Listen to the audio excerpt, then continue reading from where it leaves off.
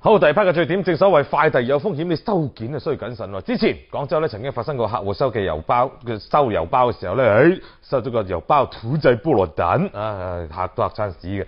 而前兩日東莞虎門呢有位快遞員醒目嘅快遞員啊，佢喺個客嘅手中咧收到一件過分普通嘅快件啊。點解普通咧？雞乸咁大隻字寫住即食麵。喂老友，周街都即食麵，使唔使快遞咁巴閉啲？等佢快遞到嚟，你餓暈低啦係嘛？裏面一定有問題。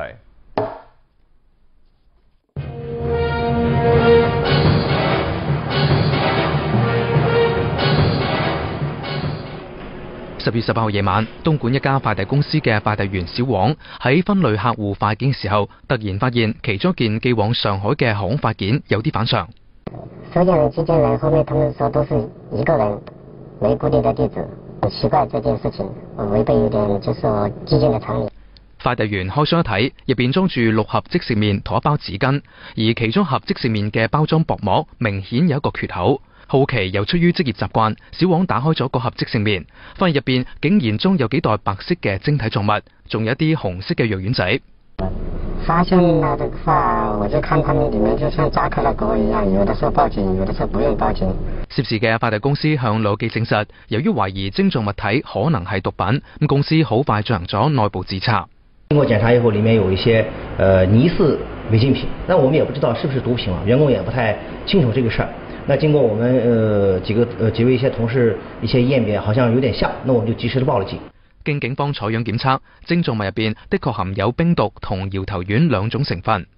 之前有過寄遞，之前確實有過寄遞，但之前寄的是一些正常的一些快遞。有沒有大概了解就對方那個現在比如說他的電話還打得通啊？有沒有？這個我覺得我們已經報給這個公安機關去處理。有快遞業內人士透露，不法人員通過民營快遞公司郵寄毒品、子彈等物品嘅情況近年越嚟越多，而快遞都成為毒販販毒嘅一個新增途徑。咁雖然快遞公司內部有規定，要求快遞員對客戶投遞嘅每一件物品都要開箱檢查，咁但現實操作卻不盡如人意。因為那個工作壓力大，工作量大，你根本就是說每天收這麼多包裹，就沒有做到100%的全部去查看，大家一個責任心不夠，檢查力度不夠大，也就是說基本上有的就不用檢查，就直接放過去了。